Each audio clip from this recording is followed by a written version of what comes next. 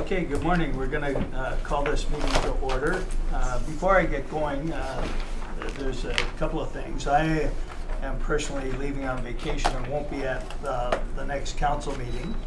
And in error, at the last council meeting, I had supported a bylaw for the whole age lifting of the casino site. I had opposed that in coordinated committee, and I meant to pull that and oppose it, but I'm not going to ask for a reconsideration because it makes no difference, so I just wanted to publicly say that.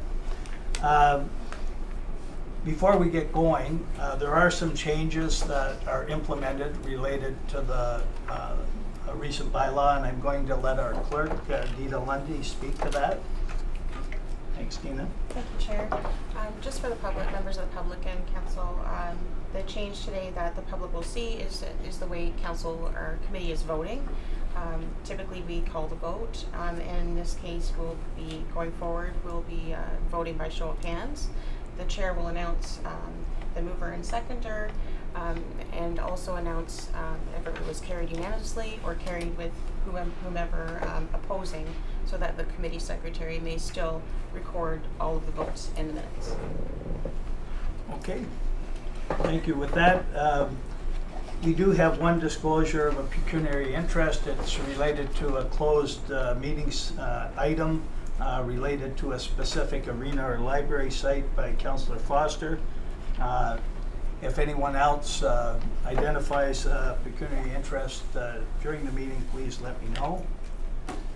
Deputations, presentations, petitions, and public meetings, we have none. Other agency reports, I would call our chief.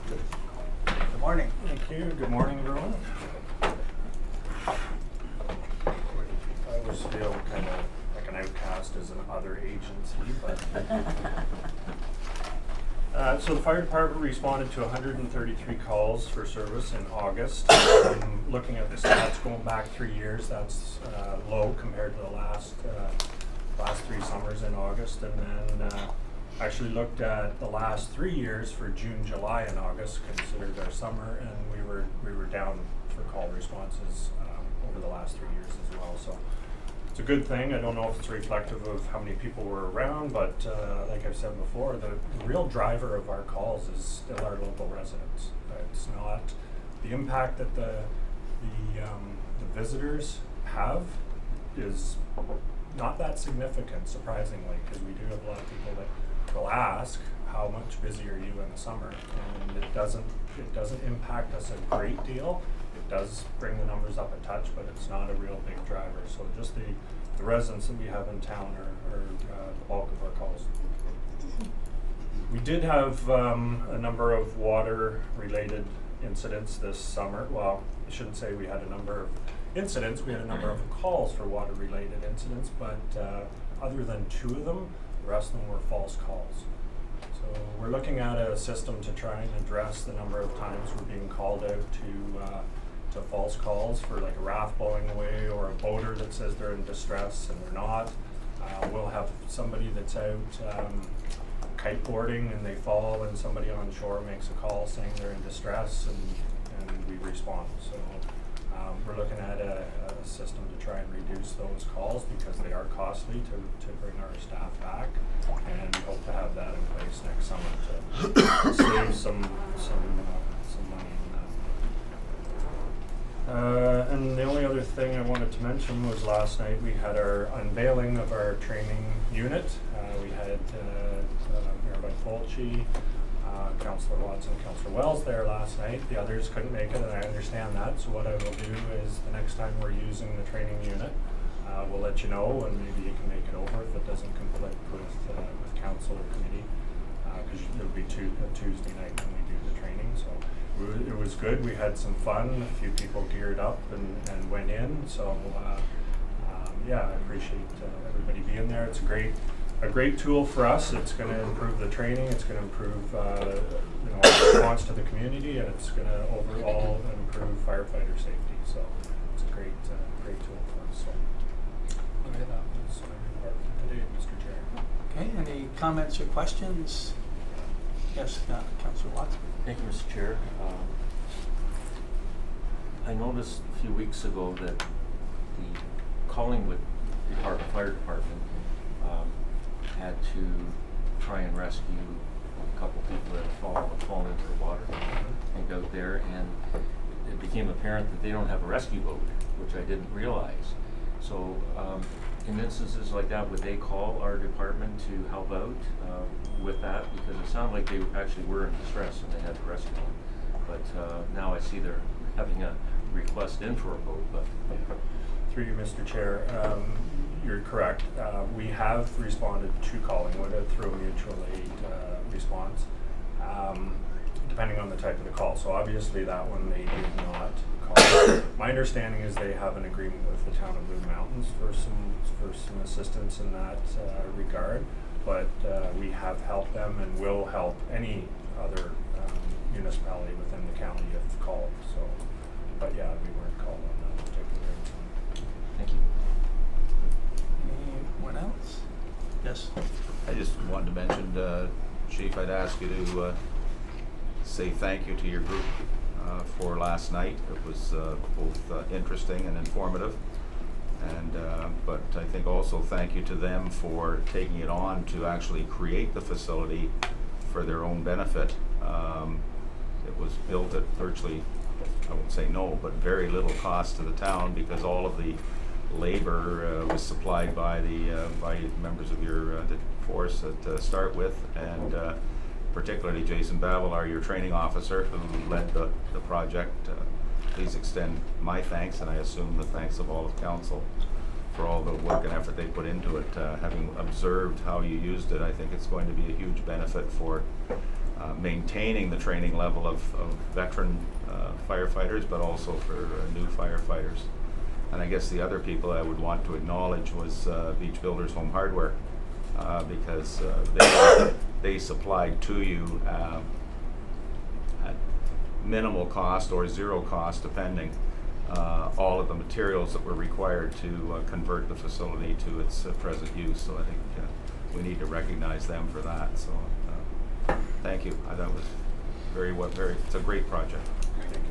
Yeah, I had a conflict last evening, and thank you for arranging that. We'll have another opportunity because it sounds very good.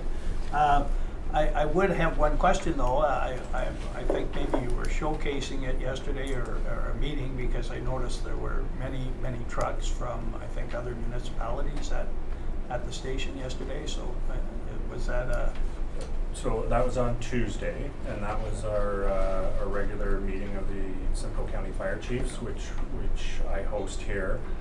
So I did take the opportunity at the end of our meeting to take some of them out and tour through, and there was some hinting around that they may want to borrow the facility. So, and again, that would be something that we would be open to and share that with them. Okay, thank you very much. So, motion by Councillor Watson and seconded by Councillor Kenny. Resolved that the Community Service Section of Coordinated Committee receive the September 2019 Fire Department report for information.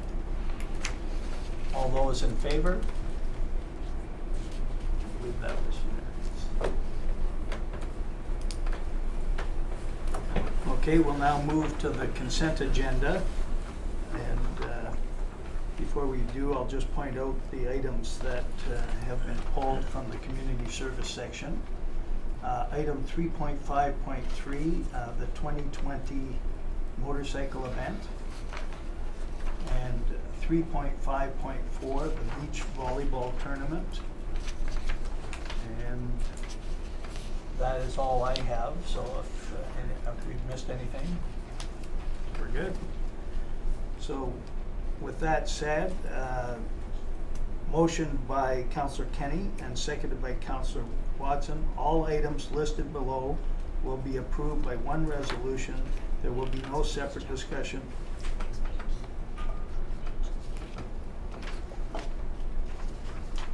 Sorry. Resolved that the Community Service Section of Coordinating Committee hereby received the September 12th, 2019 consent agenda, item 3.4 through to 3.7, and that all recommendations contained therein be adopted excluding agenda items pulled from the motion and voted on separately. And the first motion, oh yeah, we gotta take vote, sorry. All those in favor? Pardon? Carried unanimously. Carried on the state that it's carried. Oh, carried, okay. Process. Okay, so then we'll move to the motorcycle event, and that was pulled by our mayor and myself, so go ahead. Okay, thank you.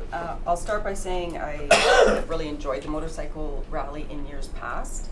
My issue with this is I'd like to see it referred back to staff. We have two applicants at this point who have submitted to have the same event.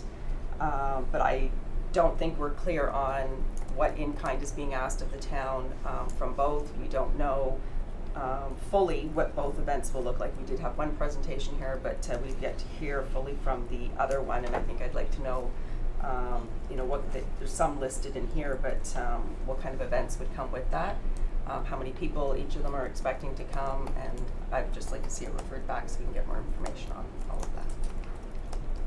Okay, that pretty well covers my point as well, so I also would recommend that we refer it back for staff for a little more information.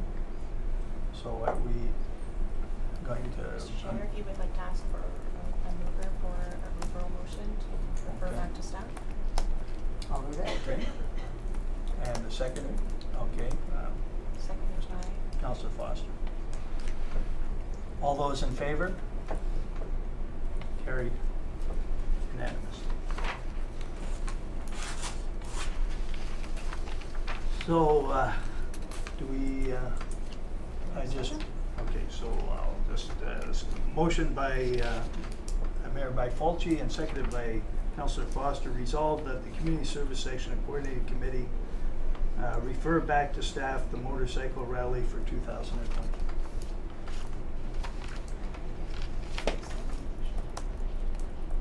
And we already 3.5.4. voted on that, That's haven't okay. we? Yeah, we're- 3.5.4. Okay, so the next one is the 2020 beach volleyball tournament, and that was also pulled by our mayor, by Fulci, and Councillor Wells. So again, it's a great event. I'm just looking to staff to find out what's our plan B if we have water levels like what we had this year. It's great, we're looking at the cost of posts and things like that, but where will we go if the water's high? Councillor Foster? Maybe I'll wait for Angela to answer that, and then I'll ask my question. Okay, go ahead, Angela. Thank you through you, Mr. Chair. We would obviously look at the beach water levels to see what we can fit in. Right now, I think we can fit in about 11 courts. If we go to the seating area in front of Spruce Street parking lot, that's the wider part of the beach. We also have 2 courts over at the sports park, so we could utilize those courts as well. So, but if the entire beach is off limits, Then we will do it all out at the sports park? Yes. Okay, thank you. Okay, Councillor Foster? Thank you, Mr. Chair. And I guess my question's related to the very first paragraph or first part under background, where they said the not-so-pro could come back to Wasaga Beach in 2020 should council request they return. So I'm going, one chance we kind of have staff putting it on, the other one we have a company that's put it together for years and years. Am I reading that right? Are we competing with a private company? The Not-So-Pro organizer has originally indicated to us that he would not be returning in 2020. And in the last conversation he had with him, he indicated he would come back should council request him to come back. I don't expect he will come back willingly and put in an application like he has in the past. I think he would only do that if we specifically make request to him, which I'm sure will come with a few other costs incurred and in-kind sponsorships. Okay, thank you for the clarification on that. Okay, Councillor Wells?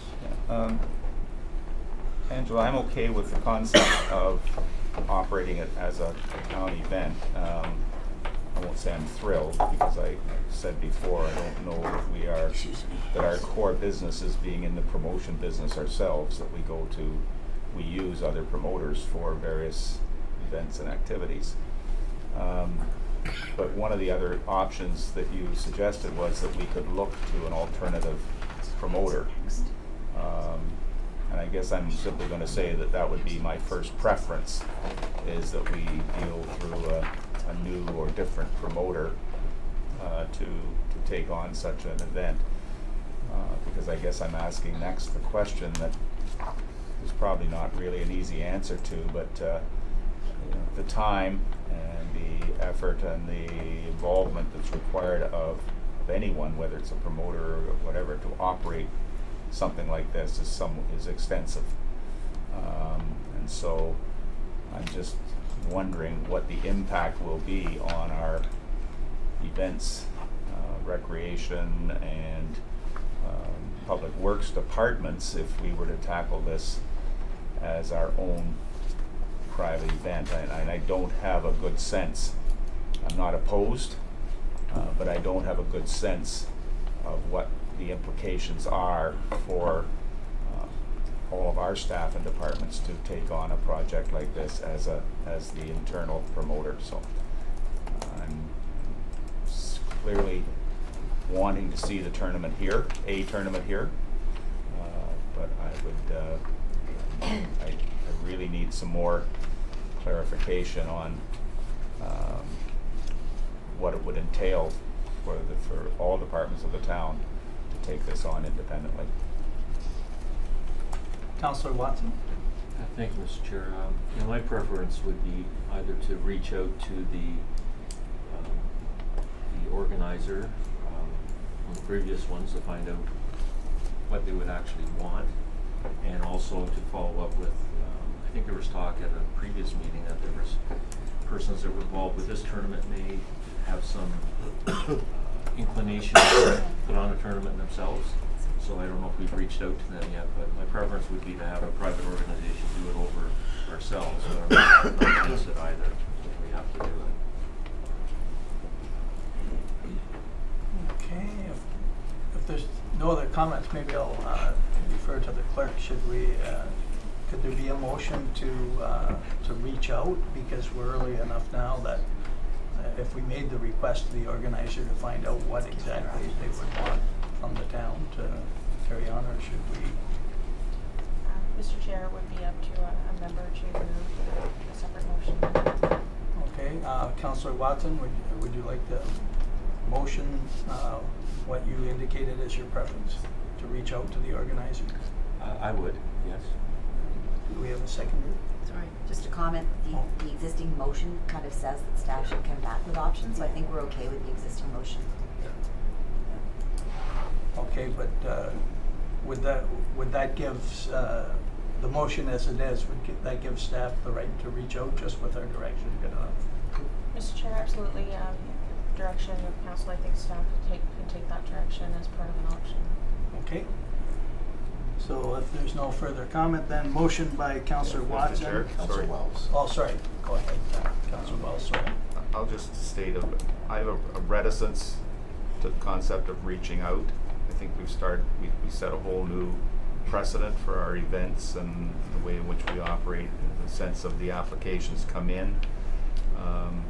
And this is a promoter that knows that routine, and so I'm a little reticent to say reach out and start looking to. I think if the gentleman or lady, whoever it is that organizes it, wished to be operating an event here, then they would be coming forward with an application according to our due process. And if they choose to do so between now and January, it would be duly considered. If they don't choose to come forward with the application and stating what their wishes are and so forth, then it won't be considered. So I'm not strong on the concept of this reaching out. I think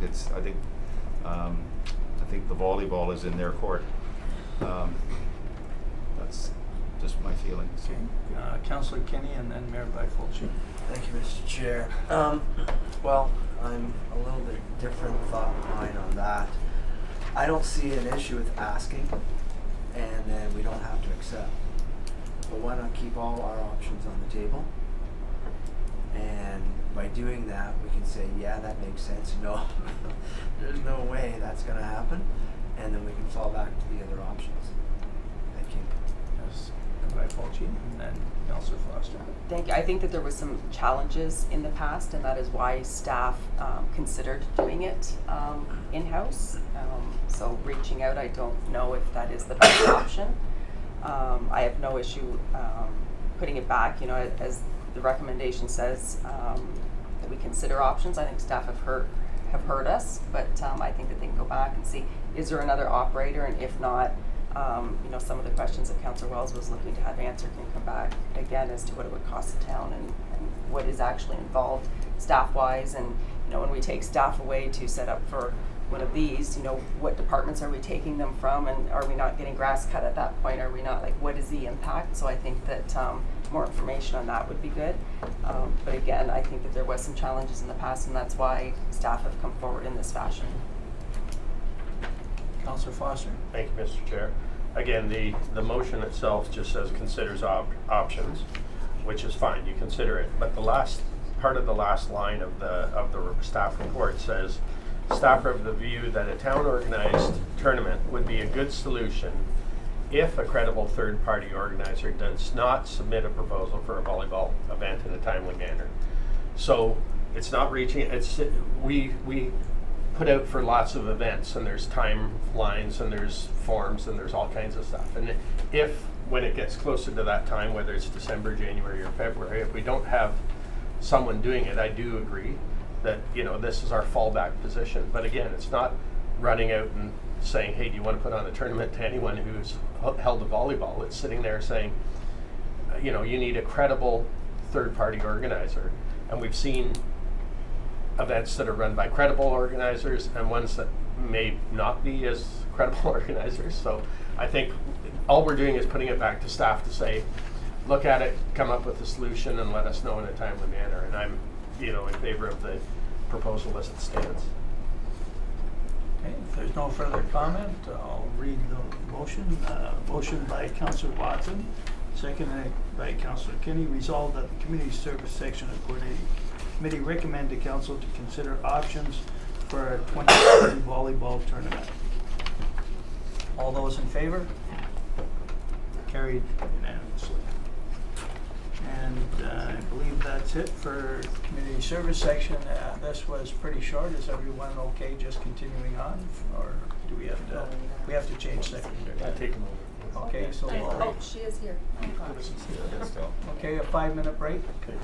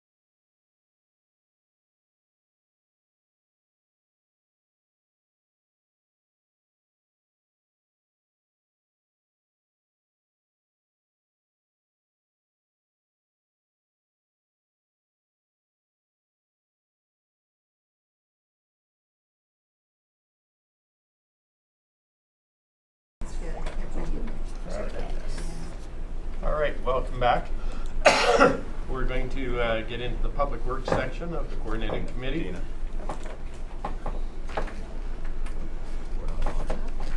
Clear. Oh, okay. Yeah. It's not us.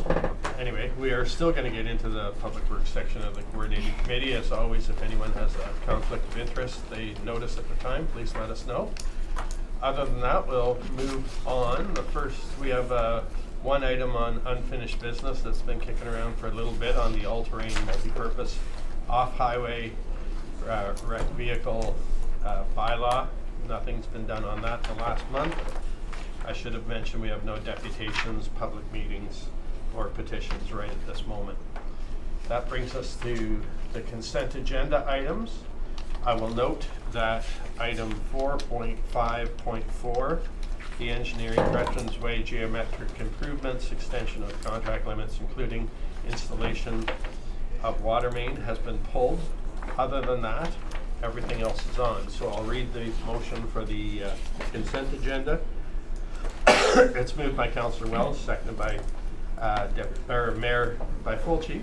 Resolve the Public Works section of the Coordinating Committee hereby receives the September 12th, 2019 consent agenda items 4.4.1 through 4.7.3, and that all the recommendations contained therein be adopted, excluding agenda items pulled from the motion and voted on separately. So, with that in mind, I will call for the vote on that. All those in favor? Oh, that's me too. Opposed? There's none. It's carried unanimously. Next we go to, there are some new things happening today, so bear with us a bit. The 4.54 under engineering, this the Veterans Way geometric improvements was pulled by Councillor Wells. Councillor Wells. Thank you, David. I just was actually really thinking more of a comment in the fact that I'm happy to see this and very pleased with the extension of the project at this time. It's in my way, it's economically feasible and certainly economically advisable to make this extension at this time and to make these adjustments at this time rather than somewhere not too far down the road having to rip the whole road all up again to put a water main down. So I think it's the right thing to do, and I am fully supportive of the recommendation that you brought forward. Just had one other question, and I'm not sure whether I should be asking you, Kevin, or whether I should be asking Chris. If we're now talking about the water main extension and fully servicing the sports park for future possible development, whatever that may be going down the road. The other side of that, of course, is sewage treatment. So is the current force main that's there sufficient to meet what our wildest imagination might create in terms of possible future development down there? And the reason I ask that question is because if you say to me, no, it's not, then I would begin to say, well, why would we not just do the whole thing at once? Thank you, Councillor Wells. So through, as this is one of the sites being considered for the Twin Pad Arena site, through Chris's assessment, we did undertake an evaluation based on that and based on development of that site and the impact on the existing systems. Right now, it's a well with there's a small pump station with a 3-inch force main up through and discharges at Fernbrook Drive. And through that assessment, it has been confirmed that should this site be considered, the capacity is there in that force main, and the water main extension certainly is our secondary trunk, our primary distribution main, so that certainly has the capacity. So in terms of the assessment based on those conditions, it will accommodate. Good, thank you. Councillor Wesson, you had something? Yes, thank you, Mr. Chair. I'm fully in support of the report and doing the work, but I have two questions. Maybe one's been accommodated. A few years ago, I remember there was an issue, or I thought there was an issue about hydro to the sports park, that it had to be upgraded at some point. Now, I don't know if that has been or not in the interim. The event of rain or something went there. And second, what is the actual rationale for the two curves out there that need to be redone? I know they're quite a hairpin turn on both of them. I know there has been at least one fatality over the years. I don't know if there's been more or not. But to me, would not proper more signage or something just have, they should be going slow out there anyway. So if they're going too fast, that's an issue with speed. I'm just wondering the cost to do that, whether it's actually necessary as part of it. Everything else I'm totally in support of, but it seems, you know, if we signed it or bigger signs, that maybe that would suffice on those bends, but that's just my opinion. Yeah, effectively,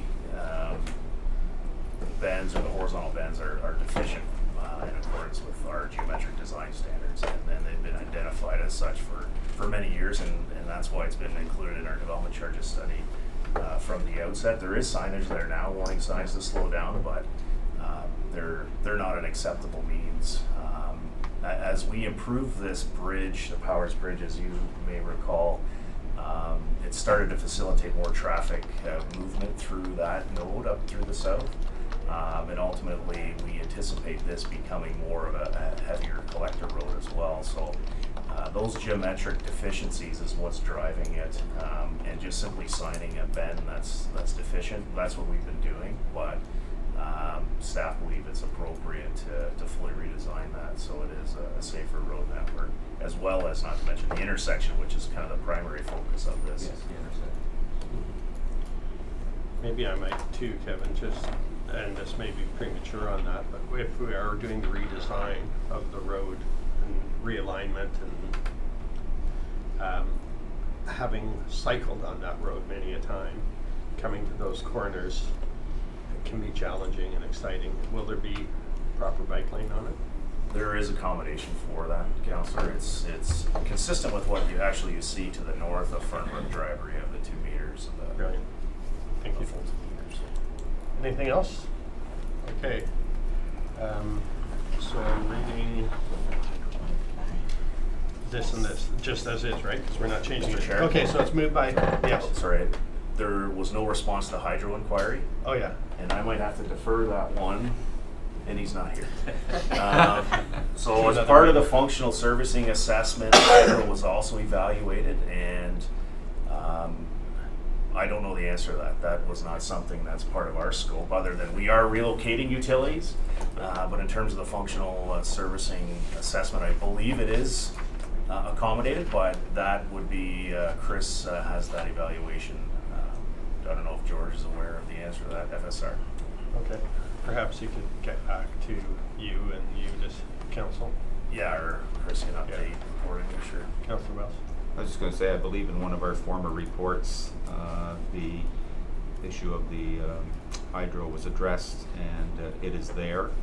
In terms of the, I may have the numbers wrong, the 40 kilowatt line kind of thing, but it has to be, there has to be a kind of a sub-transformer or something installed to take it down to the 8 kilowatt line. And I can't remember the exact cost, but it was not, in my mind, considering the overall cost of development, it was not significantly out of line, but that former report did say that it was there. It just needed to be tuned to meet the need there. All right. If you could find anything that would answer Yeah, that question. information is available, and as Councillor did mention, it definitely is there. It's just what step down or transformation it requires. Okay. I'm going to go to the motion then. If there's nothing else, it's moved by Councillor Watson, seconded by Councillor Wells. Resolve the Public Works section of the Coordinated Committee does hereby receive the Veterans Way water main installation and geometric improvement report for information. And further, that the limits of Phase 1 geometric road improvements be extended easterly to include adjustments to the vertical curves, an additional distance of approximately 430 meters. And further, that the proposed water main trunks on Veterans Way be installed as part of the geometric improvements contract from Fernbrook Drive to the sports park. Having heard that, I'll call the question. All in favor? Opposed, if any? That's carried unanimously. I think that's the extent of it. Yeah. So that being done, we'll call this and give us a few minutes to switch up secretaries. Thank you very much, and we'll be moving to development services in 5.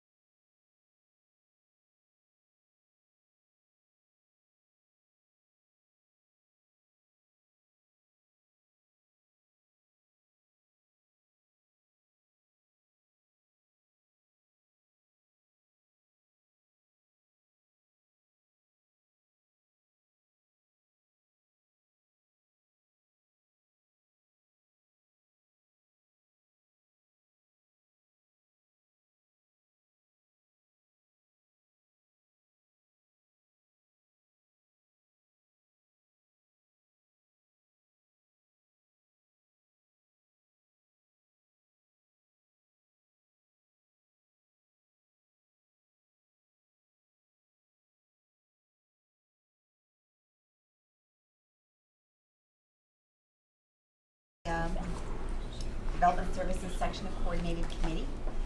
Deputations, presentations, petitions, and public meetings, we have none. Unfinished business, there's a number of items if anyone has any questions. Seeing none. We have a consent agenda with the following item pulled, 5.5.2. Is there anything else anyone would like to pull? Okay, seeing none. All items listed below will be approved by one resolution. There will be no separate discussion of these items unless a council member requests it, in which case the item will be removed from the consent resolution and considered immediately following adoption of the remaining consent agenda items.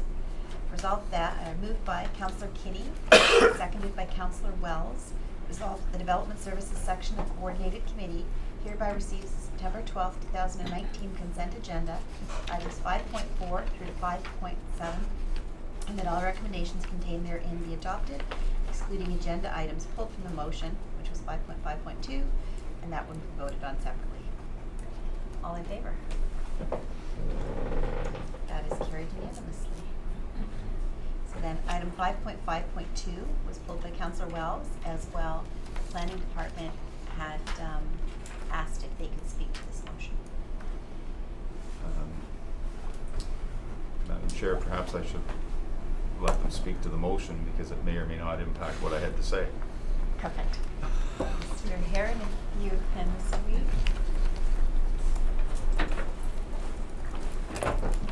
Thank you, Madam Chair, and good morning, committee. Our request is related to the moving the application forward to a public meeting and the timing of it.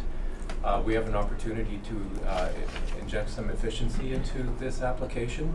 It's been going on since almost 2010, and it's recently experiencing some very fresh life with we're happily working with the development.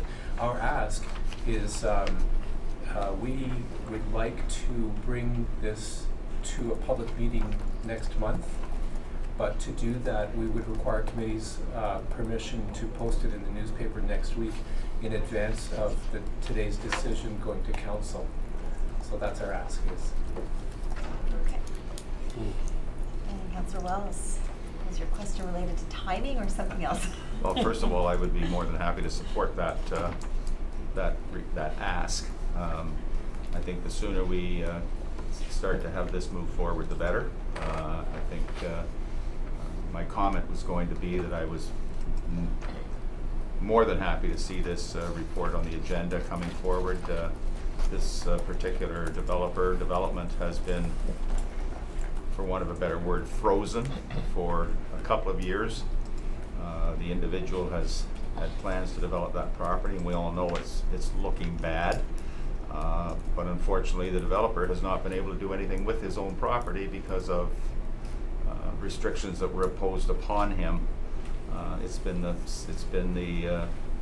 an item for LPAT, at least on two different issues, I believe. One's been resolved for sure, and I think the other one's about to be resolved, or is already resolved. So without going on about it, I'm just so happy to see this here and to see this development going forward. And I think it's unfortunate.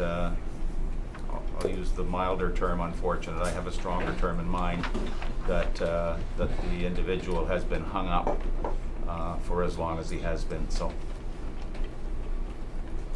Thank you, Councillor Wells. Just to be clear to those listening, this is 304 Main Street, which is the property of Main and River Road West. River Road West. Thank you. Councillor Watson. Thank you, Madam Chair. I agree with everything Councillor Wells has said. Coming from a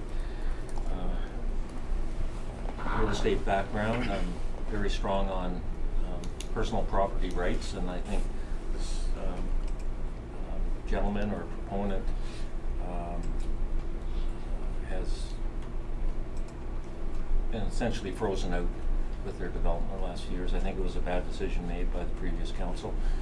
No reflection on planning staff, they take direction from, and I'm very happy to see it coming forward. It is a gateway to town. It has not looked very good, and I'm really anticipating very nice development there and as an entrance to town. So thank you, and I'm totally supportive of expediting this to get it going.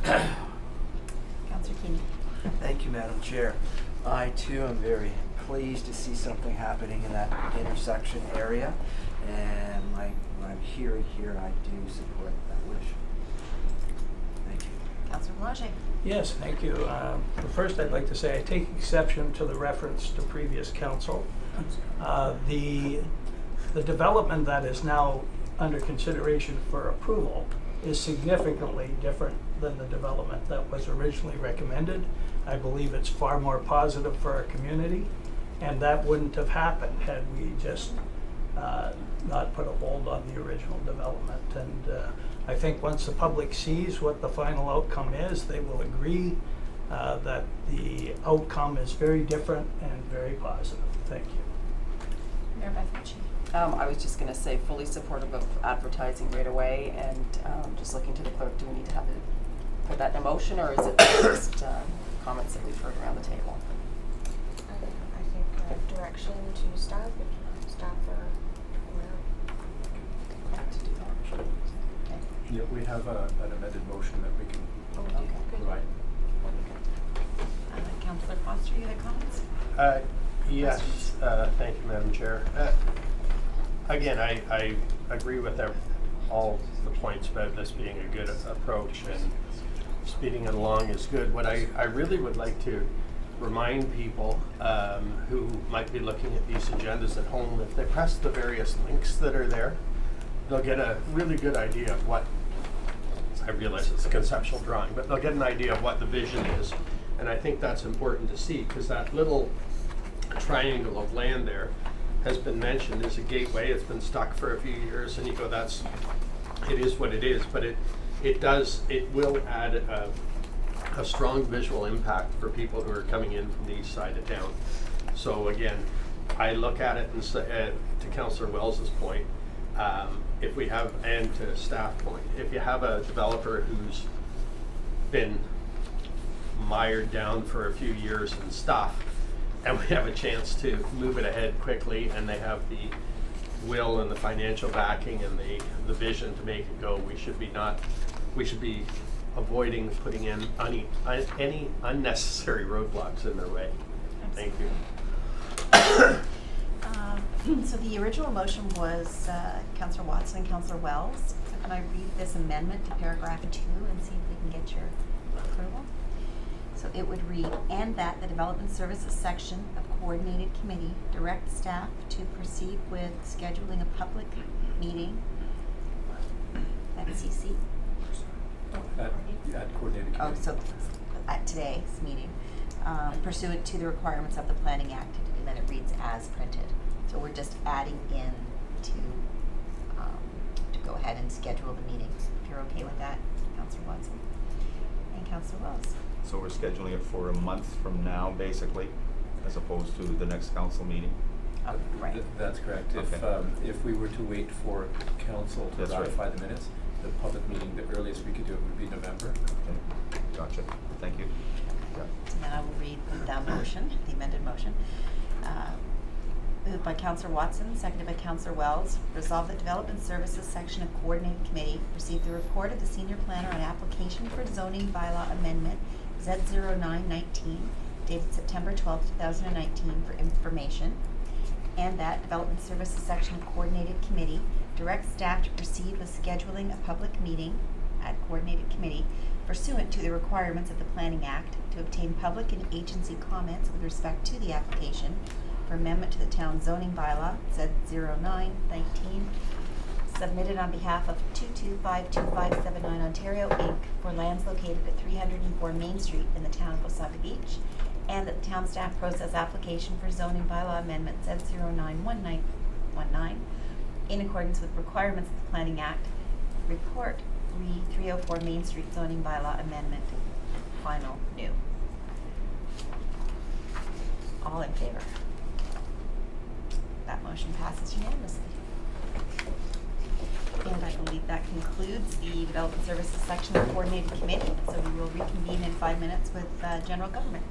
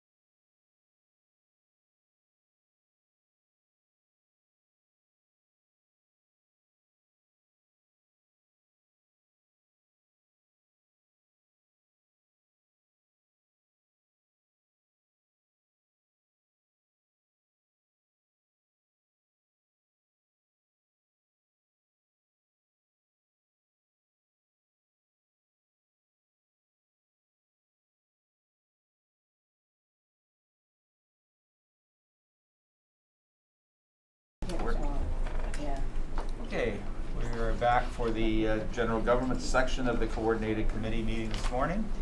And we have no deputations present. Yes, sorry, apologize. We do have a presentation. Dave Morris, Dave, if you'd like to come forward. Dave is here to discuss with us the potential for interest in a sister city application or concept. So at the moment, this is for information only, but Dave has been involved in sister city arrangements in the past and would like to present it to our council for some consideration. So Dave, all yours. Thank you very much, Your Worship, members of council. Thank you very much for the opportunity this morning. I greatly appreciate it. My name is Dave Morrison. My family and I have a long history in Wasaga Beach. My grandfather built his first cottage in what used to be called Brock's Beach in 1922. So we've been around almost 100 years. Perhaps not me personally, but through those roots. And various members of my family have lived here over time and made various commitments to the community. Quite honestly, I love the place.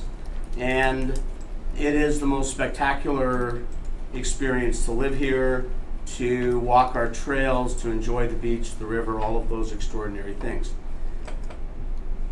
One of the things that I would like to do, now that I have a little more time on my hands and I have retired, fortunately in my career you get to retire a little earlier than some people do, so I'm still fairly young, having just turned 60. And I'm looking to contribute in this community in ways that I actually know something about. All right, so, and one of the things that I think of is, and I don't want anyone to confuse this as being one community good, another one not. That's not my approach here, but I do think I have an obligation to let you know that I actually know what I'm talking about. All right, so I spent 15 years on Barrie City Council as an elected representative from the South End. One of my responsibilities was to be council's rep on the International Relations Committee. We formed this in the mid-90s, and when I retired from council in 2003, I retained my interest in that, and to this date, because I still own property in Barrie, I'm chairman of international relations. We have a very vibrant program, and we've now got to the point where we have 4 different relationships in different continents. We deal with Germany, Zweibrücken, Germany, Murayama, Japan, the borough of Harrogate, the United Kingdom, and Arras, France, which is right beside Vimy, through our connection with Borden.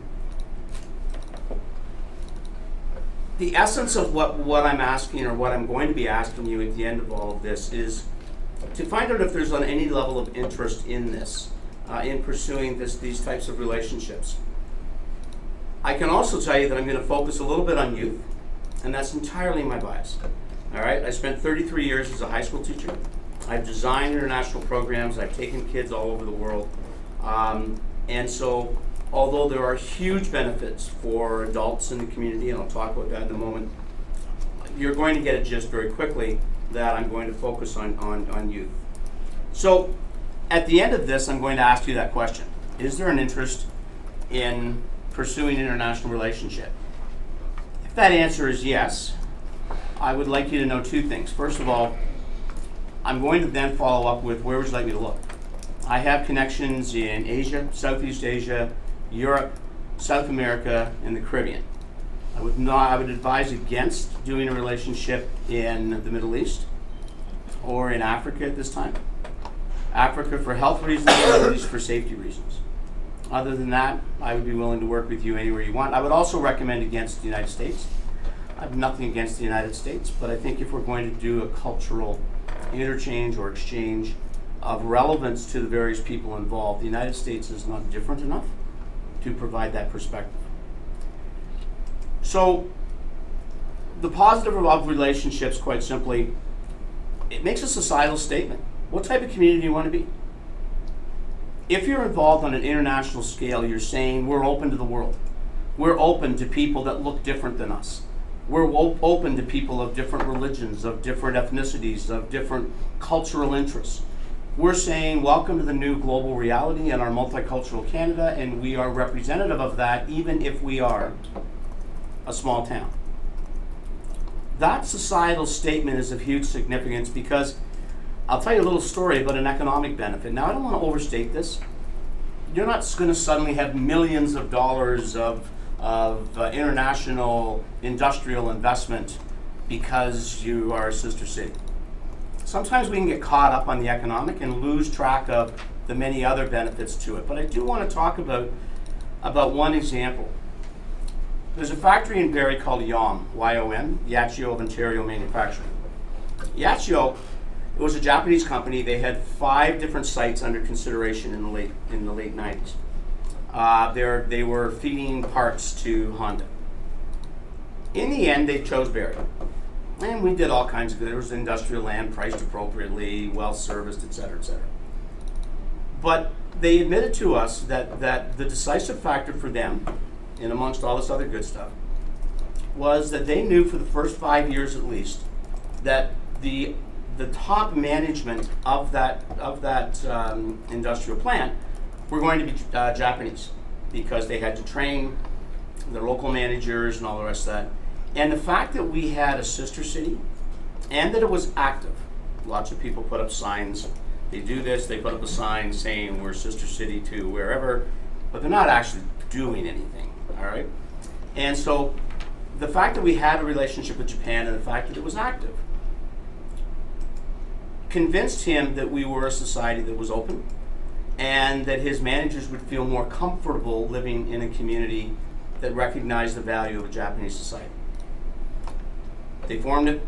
It's since been sold, but it's still there. I mean, it's just been sold to, actually it's interesting, it was sold to Chinese investors from our Chinese sister city. And I forgot to mention them because thanks to our international attitudes with China, there's been a bit of an abeyance of that particular relationship, but it still exists. So the point is, 20 years ago we did a good thing that helped us, but I don't want to overstate it. I think it's a valuable story to share, but I don't want that to be the selling point. What is the selling point? People that live here. Whether you're talking about citizens who go on exchanges, I mean, a perfect example, we've had from our Harrogate group, there's been an interest in running a golf exchange. So they want to bring 25 British golfers to Barrie to explore Ontario, to golf a bunch of different courses, et cetera, and then we would send a group of golfers back. And I remember thinking that, I don't know whether it still exists, but there used to be a collection of Wasaga Beach individuals that took a week or 2 week golf vacation in January. Yeah, there you are. And used to go somewhere down south. So, I mean, clearly there's an interest in that type of thing. The biggest one, though, quite honestly, is youth. And, well, I'm going to give you an example of it if I can. And I'm going to use this. I'm really bad at this, people.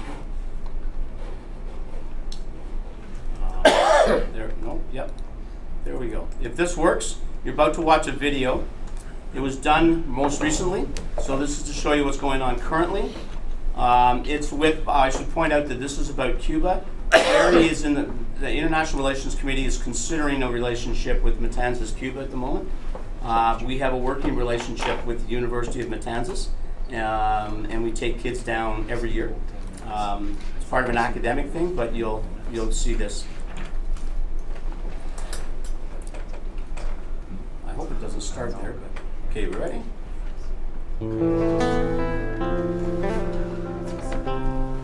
This song was actually written by a Cuban, and it was written specifically for our program. This program is called Global Perspectives, which is a part of our Youth Ambassadors program.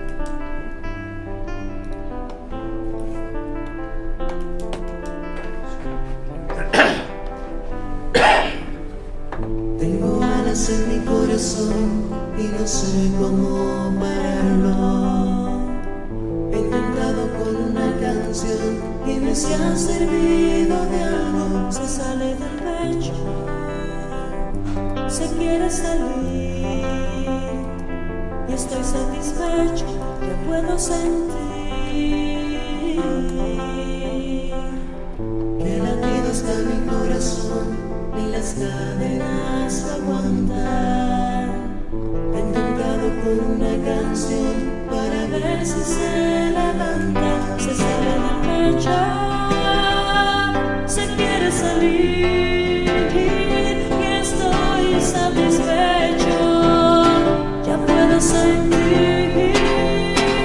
We do a performance at the end, cultural awareness thing where the Canadians show dance to Cuban dance lessons in Cuban some Canadian music. En la televisión, en la literatura. Cuba was such an amazing experience, and it taught me so much about myself and the world I live in. It was a phenomenal experience, and I wouldn't trade it for the world. It's helped me build many relationships all across the globe, and I've also grown as a person. This has been an amazing opportunity, and it's taught me about different cultures around the world, and I don't think you can get this experience anywhere else. Tengo un corazón que ama, que ama, que ama, que te pone a soñar sobre la cama. Y además mi corazón So those are all Canadians dancing America, dancing Cuban music.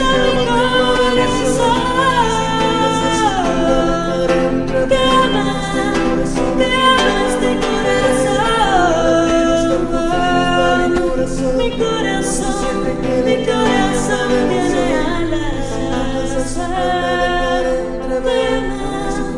Te amas tu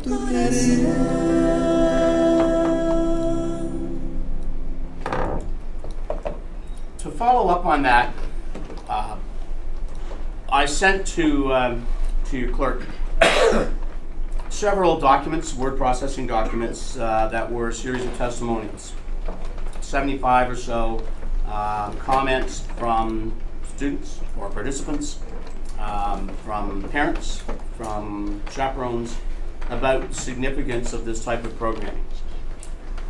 I'd also suggest, and I thought you might find this interesting, 3 politicians, one from Barrie, one from Germany, and one from Japan, sent the following comments. Mayor Lehman quoted, "I'm incredibly proud of our remarkably successful Youth Ambassadors program, not only for the international opportunities it provides local youth, but for its broader commitment to the community as a whole. It gives our kids the chance to truly experience the world, broaden their horizons, and at a much lower cost than other models for exchanges. This is a fantastic program that I would recommend to any and every municipality." Bürgermeister Rolf Franzen from Zweibrücken. It's fairly lengthy. He talked about the history between the two communities. I'll spare you his World War II version. Although it is ironic that the country that literally flattened their city, destroyed 96% of the community, ends up being the country they have a sister city with shortly or decades later. The twinning was an initiative started by the citizens of Barrie. We still owe a debt of gratitude for their initiative. A twinning, however, does not thrive just through exchanges of official delegations. The citizens must be involved. This is in fact the case between Barrie and Zweibrücken. A number of visits and reciprocal visits involving culture, sports between our communities. No less important are the youth exchanges.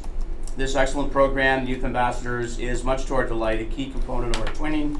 The students from Barrie are well prepared for the stay in Zweibrücken and take with them significant and lasting impressions that serve them well throughout their lives.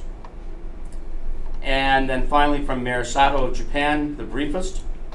Nothing is of lasting importance if we fail to expose our youth to the future they must manage in a truly global society. These twinning relationships allow us to pursue the greater goal at its most basic level, the building of friendships, thus ensuring peace. So, what do we get? Here's the huge impact. For the youth, I think it's kind of obvious, all right? They're building a broader experience base. They're having these international relationships. They're building friendships. They have a broader viewpoint. I read a story many, many years ago that actually helped lead me to this concept. No politician of a foreign country will ever convince you to hate them to the extent to go to war if you have a friend in that country. We'll never go to war with Russia if we're talking about Ivan and Olga, two individuals I met years ago. My point? Peace is about interactions. It's about how we present ourselves and how we expect to be presented and how we expect the world we see. Do we see the world as a big, scary, nightmarish type of place? All right, with all these different people doing all these really weird things? Or do we say, you know what, I don't know what's going on, but that's kind of cool. All right? And kind of cool is about as good a start as you can find. But for the community itself, in addition to the obvious reality of doing what's right for young people, and you've already proven your dedication to that, there's a youth center, there's a commitment, although it is not your purview, and I don't wish anyone to suggest otherwise, whether or not everyone agrees there's a need for a high school in Wasaga Beach, but it's not going to happen through this council or any council because it's with a school board, and that reality is as it is. But you've done so many other initiatives, so you clearly recognize the significance of youth. But in addition, you're building a sense of community, and there's also a commitment back to the community from the youth. The youth that go on these things do presentations of a cultural reality back to council, to schools. All right, our kids that went to Japan do school presentations to, well, actually our group's not big enough to do every school in Barrie, but they did 12 of them, all right, and were very well received. You might know a gentleman by the name of Peter McLean. He was the principal at Worsley for a couple of years. He's a former ball player and student of mine from way back in my day. Anyway, he's at Codrington now, and he was thrilled with the presentation the kids did. They also do Rotary clubs, Kiwanis clubs, that type of thing. So there's a commitment back to the community. I've left the last point because obviously one of the questions would be about financial. The glib answer is whatever you want. You can decide your level of commitment. But you need better than that. I've invented something called plane-to-plane hosting. We are going to get better deals for our guests in our community than they are trying to figure things out from wherever they're coming from. And they're going to get better deals for us. So the reality is that the traveling country pays to get wherever they're going.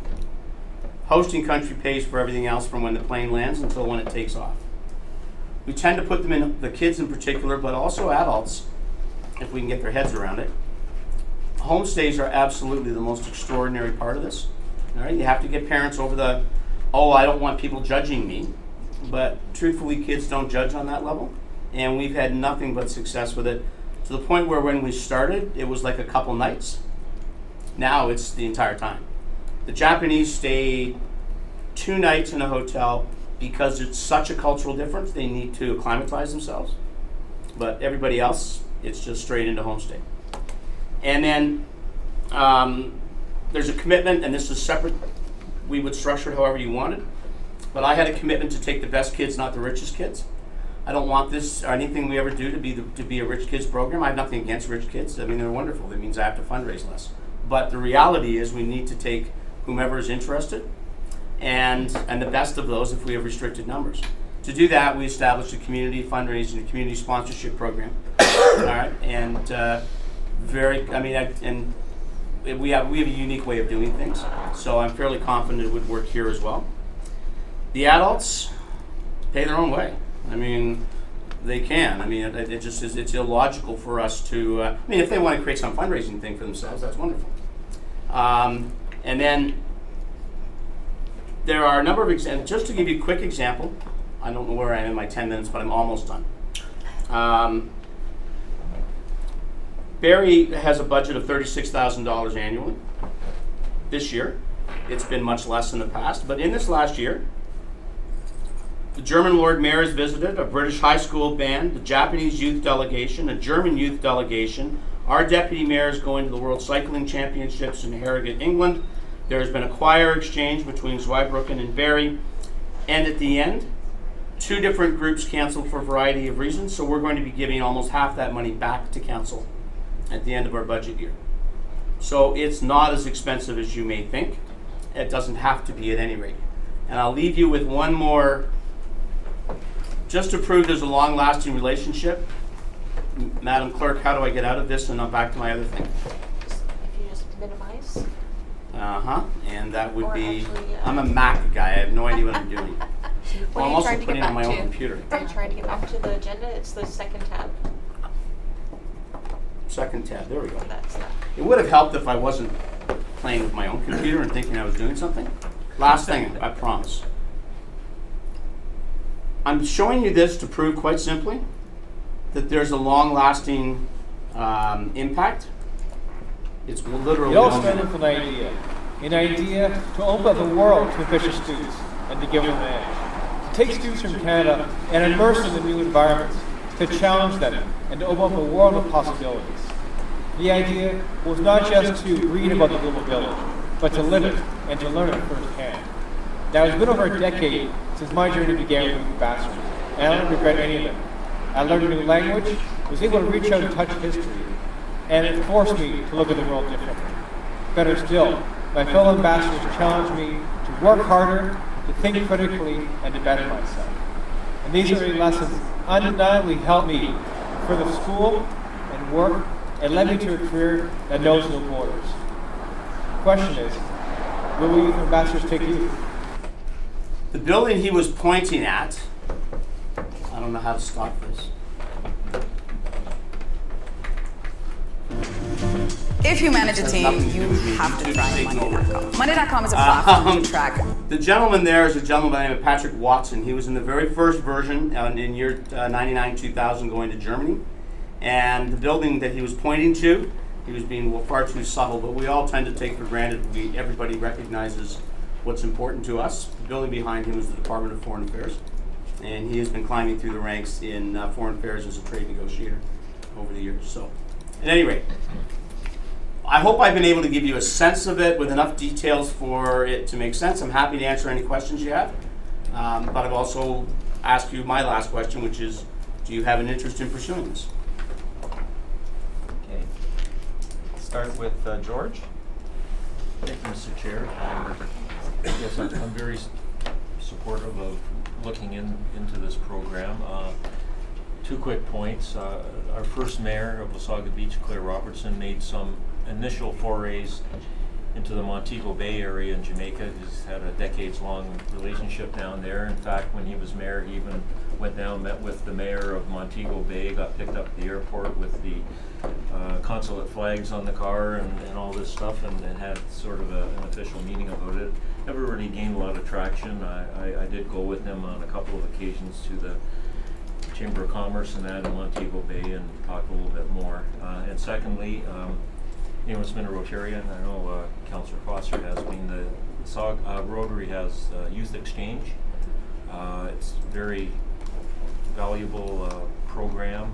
The Wasaga Beach Rotary Club has been involved all the 30-some odd years I've been there, bringing students back and forth. And those students do keep in touch. The host families are critical, and I've heard them come back 10, 15 years later. They're in their careers, but they still remember.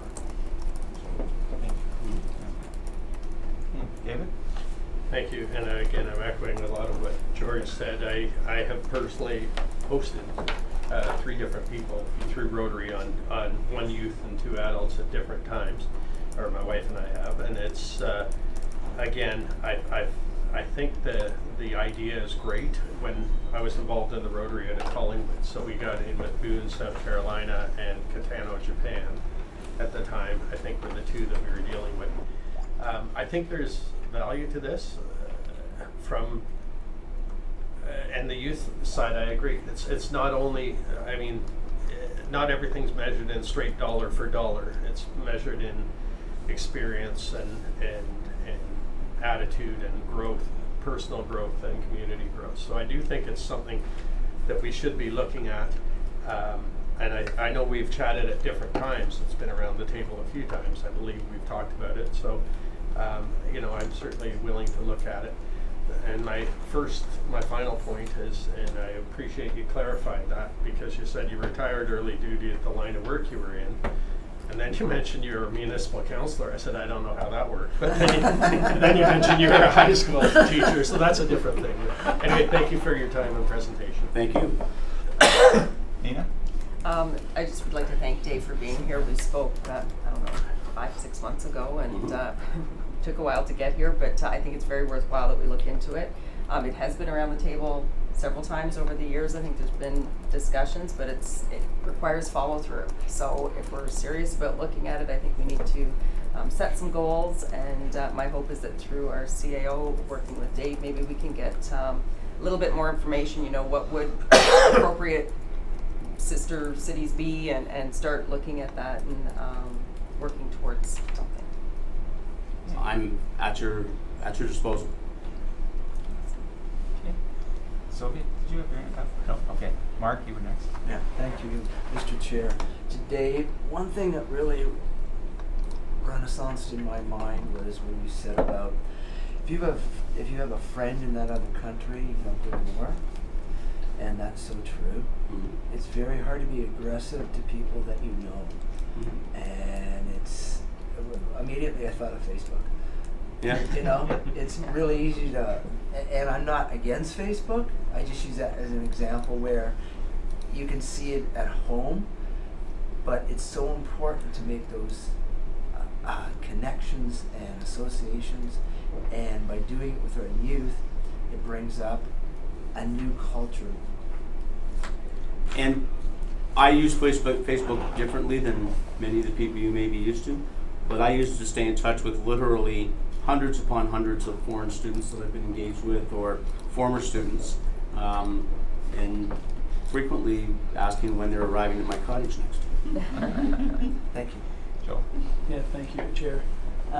Excellent presentation, and Thank you. I think it's very timely. Like, we just came from an AMO, and one of their presentations, a breakout session, the cities are moving to retention and attraction managers.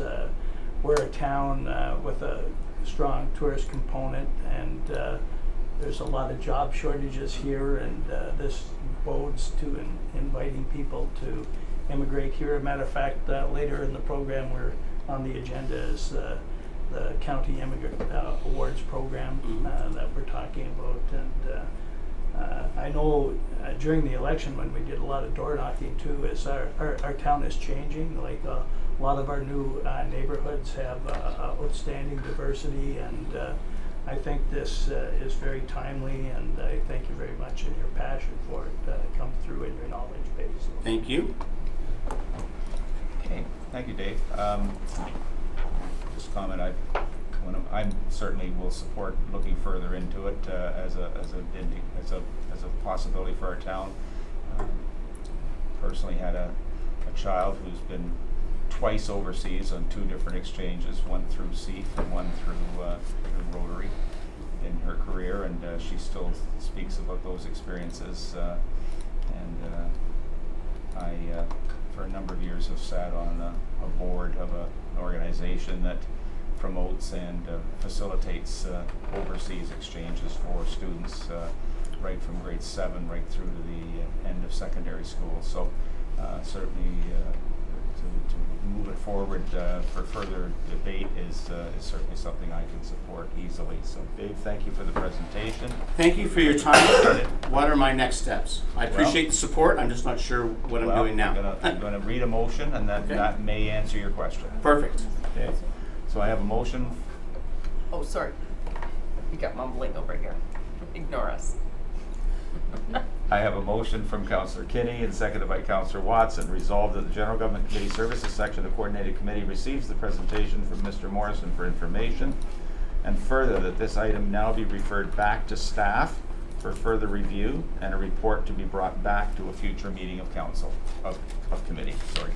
You didn't need my presentation. You already had the motion ready to go. Always prepared, Dave. Thank you very much. Greatly appreciate it. You've heard the motion. All in favor? All in favor. No opposed.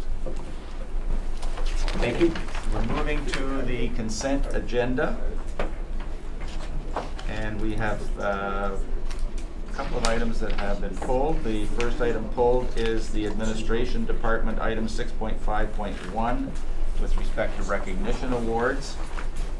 And item 6.5.4, Administration Department, the Communication Officer's report on direction for corporate logo. 6.5.6, the Clerk's Department, Director of Legislative Services and Clerk, 3, the Electricity Board's Director's Remuneration.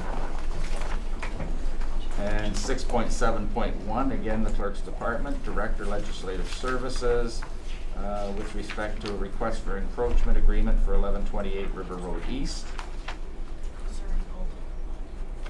Sorry, Mr. Chair, if I may, the consent agenda is only up to 6.6. Those items are Oh, those put are all on separate? separately because they Okay, I'm require sorry. Okay, other different matters, I'm direction. sorry, Okay. Clerk. Okay, so we leave those. Okay, so the other matters are not part of the consent agenda, so we will vote on the consent agenda, which is moved by myself and seconded by Councilor Foster. Resolved that General Government Section of Coordinated Committee hereby receives the consent agenda, items 6.4 through 6.6, and the recommendations contained therein be adopted as amended. All in favor? No objections. All right, moving then to the staff reports. 6.5.1, CAO's report on Simcoe Newcomer Recognition Awards. Joe, you and I pulled that, so I'll let you go first. Okay, thank you, Chair. Yes, my only comment was I think this is an outstanding award. I can't recall if I heard it before.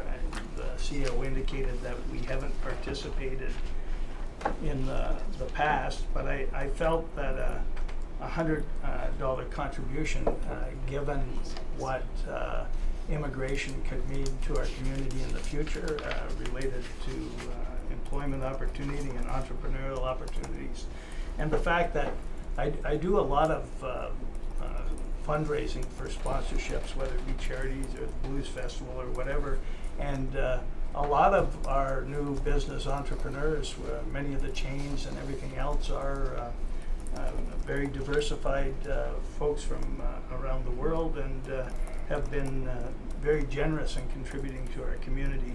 So I would ask that Council consider maybe moving at least to a bronze and possibly to a silver sponsorship at $2,000 to sort of demonstrate our acknowledgement of how important this is to communities. Thank you. Any other comments? David? Yeah, and I was looking at it too. I think the number's low, so I would be supportive of bronze sponsorship in that case. Okay, George? I would support a bronze sponsorship. It sounds like that was why I had pulled it, because I was going to suggest that as well. So, without Mark, is it something different than that, or?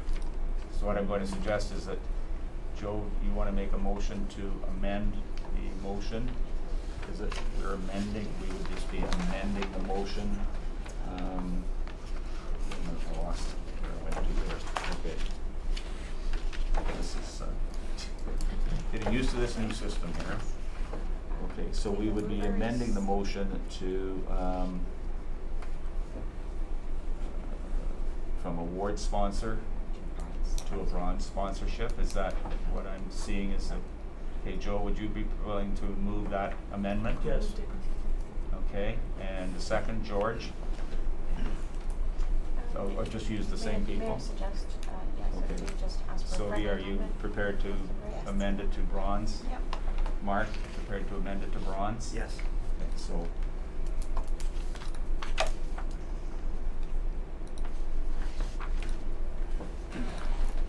Okay, so I'll read the motion as amended then. That the general government section recommend to council that it provide a bronze sponsorship level of support to the County of Simcoe Newcomer Recognition Awards. All in favor? No objections. Okay. Our next item is 6.5.4, Communication Officer's Report, Direction of Corporate Logo. Mike, do you want to come forward just in case there are some difficult questions to be answered? And Joe, you and I again pulled this, so again I'll let you go first. Okay, thank you, Chair. Morning, Mike. Yes, I totally agree that we absolutely need to ensure that the third-party use of our logo is appropriate. What I would recommend is that we refer it back to staff. I felt that given the Sorry, information. Joe, I don't want to interrupt you, but are you referring to the protocol, which is 6.5.5? Because I have here as third-party use recommend refer. Is that not related to the use of our logo? no, the item that was pulled, 6.5.4, was the previous item, which is the recommendation to freshen up the logo. Okay, well, To look into freshening up the logo. sorry, when I put it in, as I was, I'm all for freshening up the logo. I was talking more to the third-party use of the logo. So, how do we go back, Lena? Because technically that's already been passed as part of the consent agenda, so that the use of the logo has already been passed as part of the consent agenda. So Well, then I'll just, if I could just comment on that, and it's Yep. fine. What was there is fine, but what I felt would be appropriate is there wasn't too much about timing on the approval process, and when people are wanting to use the logo, even if it's appropriate, they need to know the timeline.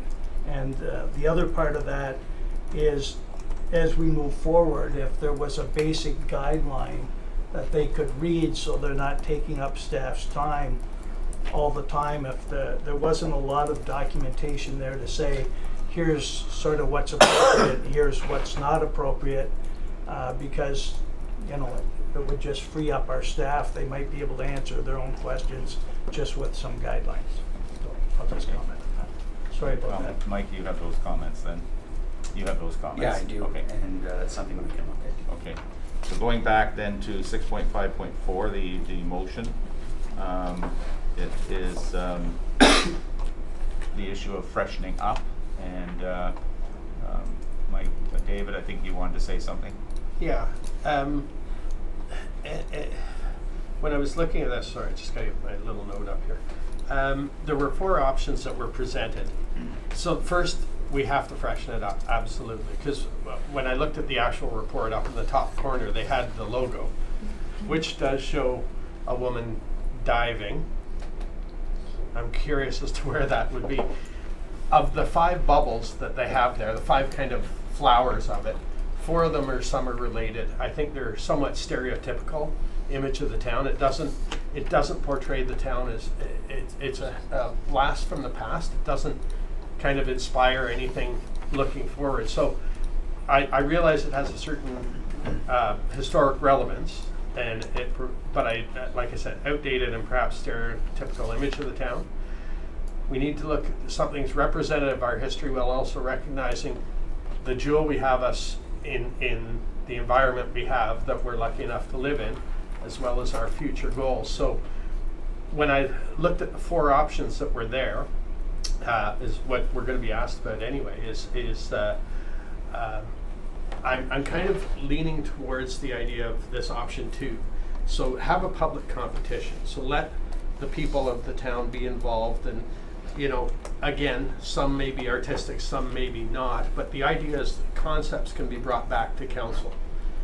At the time the concepts are brought back, if someone's a graphic artist, it may be a beautiful and professionally done. But if they're not, and they just say, this is kind of my idea, we also have the option, I think it's option 3, of getting a graphic designer to even take the concept that comes from the general public and say, let's just tweak it. Because we have to have a professional image. It can't just be, you know, like the crayon drawing. It has to represent the town and be professional. So when I'm looking at it, and I realize the history, I think it was Bonnie Cooper was the original designer, or?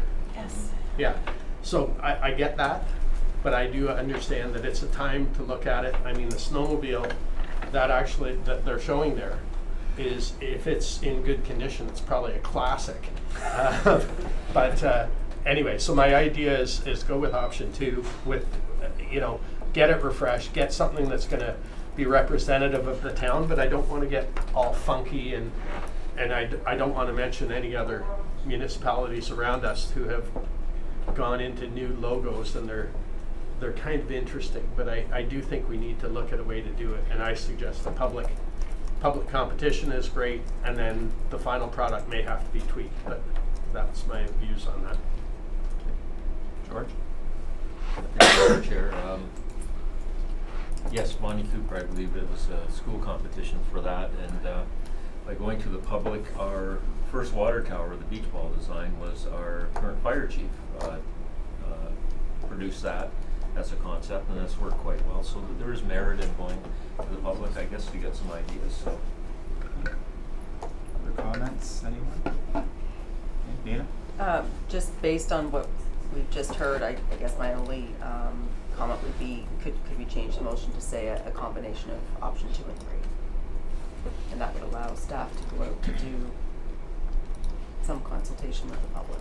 We need to make it a combination of option 2 and 3, so it would be a public consultation, but If I may, Mr. Chair.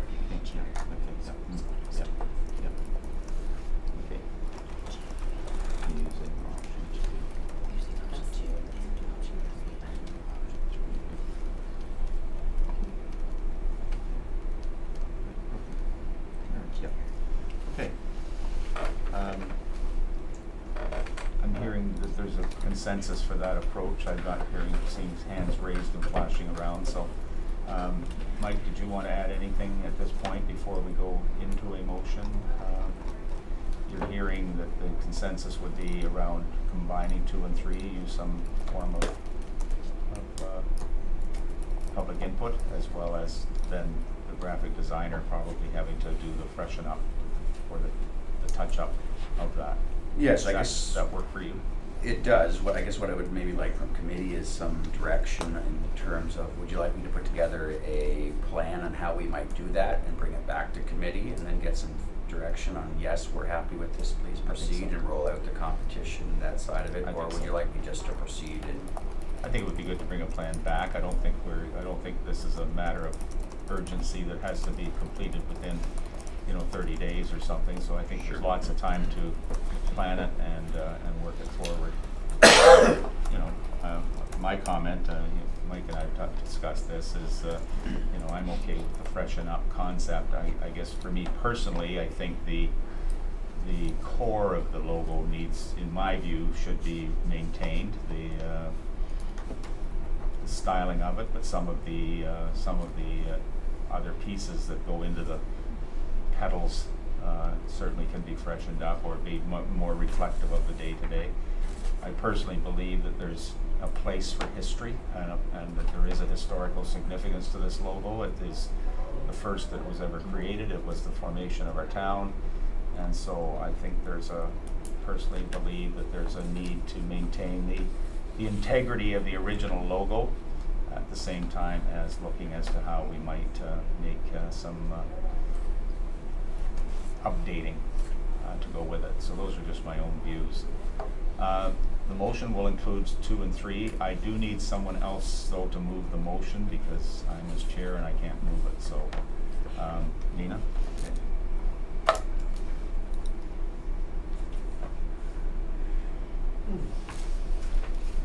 So it is moved by Mayor Fulci, seconded by Councillor Watson. The General Government Committee section of Coordinating Committee recommend to Council that it approve staff contracting a graphic designer to freshen up the existing corporate logo using options 2 and option 3. End of motion. All in favor? That motion is carried without objection. Okay. We are moving now to 6.5.6, the Director of Legislative Services, a report with respect to Electricity Board's Director remuneration. And Joe, you were the one to pull that. Thank you, Chair. I want to, first of all, I have no problem approving the compensation for 2020, but my recommendation is to refer back to staff for a number of reasons. service on an electrical board is not so unlike service on a standing committee or even being a member of council. And it is service to our community. And in talking to some past board members and in looking at some of the changes that have happened in our utility, like we hired a CAO that was directly related to taking workload off of the boards. And when I look at the fact that I think some directors serve on 2 boards, but when you look at the monthly stipend and the meeting, like if they were to do 14 meetings, that would work out to about $11,000 a year, which is half of what a counselor makes. Like we've had months where we've had more than 9 meetings and attended 30 events. And I'm not looking for counselors to get an increase. I'm just looking at it as service to our community. So I believe that the current rates are fair given the changes we've made, and but I'm all for further review. I think in the previous term of council too, our deputy mayor at the time talked a lot about transparency. In fact, wanted council to see minutes, and we know that a private company has to have separation from the corporation of the town. But I do believe there needs to be like who decides when extra meetings are held, and should there be a maximum limit of meetings that we say instead of per meeting, maybe it should be an annual amount. Or my understanding is that the average length of a meeting is approximately 2 hours, and certainly councillors, you can see most of our meetings run well beyond that. And when you look at the amount of reading, like the coordinated committee over our last 3 meetings, we've been 308 to 412 pages. I don't know for most of you, but that's 4 or 5 hours reading. I'm told that again, the people on the boards, that the amount of preparation for meetings is a lot less. So all I'm saying is that when you look at the CAO and to take workload off the boards, and when you look at the role of many that play in our community as service to our community, I believe those are amounts. And the last thing is, it did indicate that a full comparative is not included, and I would like the full comparative to also include the structures of those other companies being compared. So those are my comments. Okay. Nina? Thank you. So it was actually the CAO of the distribution company who brought this forward to Dina and George and myself.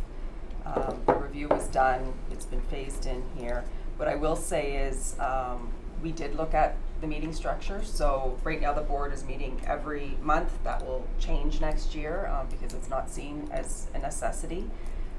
There was also, during the past term of council, there was some who, in my opinion, were collecting for meetings that probably shouldn't have been. You know, just because you phone in and speak to the CAO does not mean that you should be submitting to be paid for that. And I believe that there was things like that happening. So I believe we do have a much better handle on it. As far as the Geosands board being paid now, it's something that didn't happen in the past, but we now have different members on each of the boards. They're also going to be playing a different role now that we have decided to retain and grow. There will be a lot of strategic planning going on. We have a lot of knowledge on each of the boards, and it's going to be more collaborative amongst them to be involved. So I think that there will be quite a bit of workload in getting things on track over there, because we are to retain and grow, and that will be a challenge, but I believe that the people sitting there will get it done. So I'm comfortable with the report. Okay. David? Mr. Chair, I'm just thinking that the board members show up on the annual remuneration report every year. They do they not? No. I don't believe so. I thought they did. Nina, do you want to address that? Well, I mean, and maybe George could address that. With it being a board, it's a little bit different than how we deal with things here at the municipality. I did want to address the other thing about the minutes as well, though. because we did just have a discussion about that, to work to get those through. That is something that we put in the shareholder agreement. Those will be coming forward to council members in a confidential manner, because it is a bit different with it being a board. But George, can you address the other question? Thank you, Mr. Chair. So the remuneration piece that the councillor refers to, it does pertain to members of council who sit on the board. So there are members of council who, that annual remuneration report, typically it's been the mayor, and there is a stipend that's identified as part of that report. I understand there's no obligation of the utility to report that. That's a private affair with the company. I don't think the municipality has in the past requested that information, so that's not something that typically we would receive in a given year. Okay, I've got people, hands flying all over. Nina, can you respond to that? I just wanted to say, but as the sole shareholder, I think that there is opportunities to ask those questions, if need be, of the CIO. When they come to do their presentation to council, if it was required to be in camera, I think that as a sole shareholder, we could have those discussions, could we not? Mr. Chair, yes, if the municipality wanted that, and that would be an appropriate time as part of the annual report, just to present, and it would be a confidential item because there'd be identifiable individuals noted, and it would be just as information for members of council. Okay, David, thank you. Sorry, thank you, Mr. Chair, and I appreciate that part. I might also suggest that, although this goes out to 2024. That we perhaps consider just taking it to 2022 as opposed to binding them, and let the next council, the people on the next council deal with it in their first year. As far as, you know, I just look and go, you know, we could put a 20-year plan in there, but just a thought. I think we have to be careful that we don't start to micromanage this whole thing just because we have a new shareholder agreement. I just would like to make that statement from my own point of view. I think we're leaning to starting to micromanage. Anyway, George? Thank you, Mr. Chair. I was happy, I think I heard that the utility is going to come annually and bring an annual report. I'm happy to hear that because I don't think it's happened before, and I know a few months ago when we were going through the changes, I asked Hydro, I said, how come you're here all of a sudden now, and I haven't seen you in the 12 years I've been on council? And he said, well, no one ever asked us, and they never took the initiative to come. So I'm happy to hear that there will be an annual report. I think that's going to be helpful. Thank you. Okay. I don't see any other comments, so I'm going to pose the question and we'll take the vote. So it is moved by Deputy Mayor Bray, seconded by Councillor Foster. The General Government Section of Coordinated Committee recommend to Council that it approve the Board of Director compensation rates for Geosands, Wasaga Distribution Inc. and Wasaga Resources Inc. from June 25, 2019 to December 31, 2024, and further that the Electricity Board of Directors remuneration policy be adopted. No other comments? Call the question. All in favor? Can I see that again, please? Just okay. I see 6 in favor. All opposed? I'm one opposed. Right. Okay. One opposed by Councillor Bosch. Okay.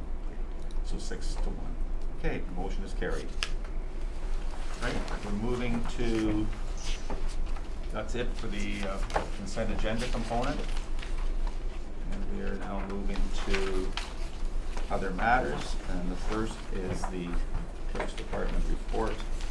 General Government Committee recommend to Council, and we have an and/or recommendation. So we're going to have to determine which of the and/ors we're looking at. So it couldn't become clear as to what they were recommending. So are we just going to take it as discussion first and then decide which one of the recommendations we're going to put forward based on a consensus? Or okay. So you've read the report in your package. This is a request for an encroachment agreement for the owners of 1128 River Road East to to allow fence and vegetation be maintained on a portion of public property in Bellevue Avenue unopened road allowance. And remember that we also have a second issue of a different address. So the one we're talking about now is the one at 1128 River Road East at Delva Avenue. So we have two options. One is to approve an encroachment agreement, the other is to not enter into an encroachment agreement. It appears that I'm the only one that pulled it, so I guess I'll take my comments first. I appreciate very much the issue with the owners of the property and wishing to continue the occupancy through the encroachment agreement. For one, I will not be supporting that motion. I do believe that the encroachments should be removed and that the property be returned to full control of the town. Remember, I think we need to talk about the fact that this is property that is owned by every resident of the town of Wasaga Beach and not any one or two individuals. And I can appreciate that this has probably evolved over, I think it was 50, 60 years that this has evolved over. I think the number was in the package was something like 1927 or something. The ownership of the property was first obtained. But in my mind, that doesn't alleviate the issue that it is still an encroachment onto town property. And I believe that historically and I believe that going forward we should be maintaining the town's property so that we have full and open access to the water courses. It's been the past practice of councils that I sat on that we do not encroach or sell any properties that are providing access to water courses, whether it be the river or Nottawasaga Bay. I think the other side of the coin for me is that down the road, we need to separate these properties by some kind of indicator. I'm not looking for expensive undertakings, but a simple thing like a series of cedar posts placed every 10 feet along the property line, the town's property lines, to indicate clearly where the boundaries are. And as we go forward with the park master plan, there's an opportunity here potentially to upgrade these right-of-ways and perhaps even create a small parkette or something on the right-of-way. But to enter into an agreement to validate the use of the land of the town, I don't believe is correct, and I won't support it. Having said that, I think I think we have to recognize that this is something that's evolved over a significant period of time, and so I would not be expecting that the encroachments be removed by tomorrow or the end of September or anything ridiculous like that. I would be suggesting that 8 months, the end of May, next year. That gets you through winter and into the spring and probably at least a couple of months of good weather to have any of the encroachments cleared up. And then I would expect that as part of the capital budget going forward, as we go into our budget year, I can't imagine it's a huge amount, but I would like to see some money set aside in the capital budget for public works and or facilities, whichever is deemed appropriate, to go in and clean up the right-of-ways and take care of any unwanted vegetation, for example, and open those right-of-ways up to the general use of all of the public in their entirety. And so I've gone on long enough. I've always stated, even back when I was on council in previous years, I've had stated the same opinion that we should not be granting any encroachments or sale or anything to any of the town's right-of-ways, because they do belong, in my mind, to everybody.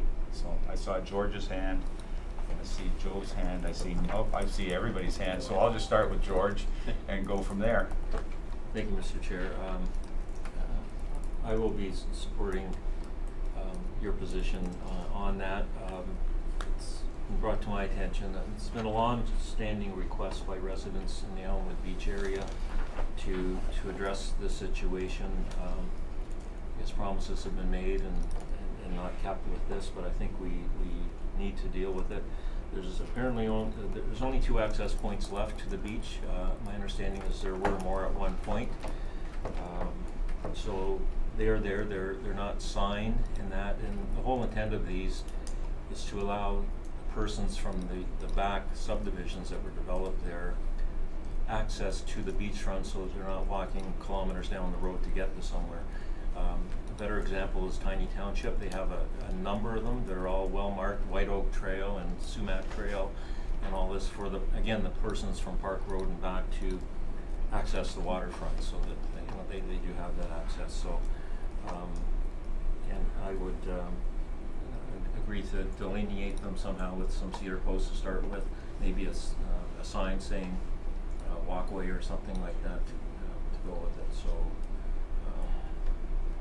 I'm in favor of not entering. I'm just going to work my way around the table because I think I saw every hand go up. So David? Thank you, Mr. Chair. And again, I agree with your position on that. I look and even at the table here, if my paper goes over and encroaches into George's, he's going to push it back. So if it's a private property matter, this would be non-negotiable. It would be non-debatable. If my neighbor built a fence on my property, it would, that would be. So I agree with your point. That piece of land is owned by everyone in the town. And again, I even more agree with, if we are going to enforce this, that there has to be some kind of maintenance of the area, and again, your timing is reasonable, I believe. So I agree with everything you said. It's kind of a change. Thank you. Time to adjourn and go while I'm still ahead. Mayor Baffolchi.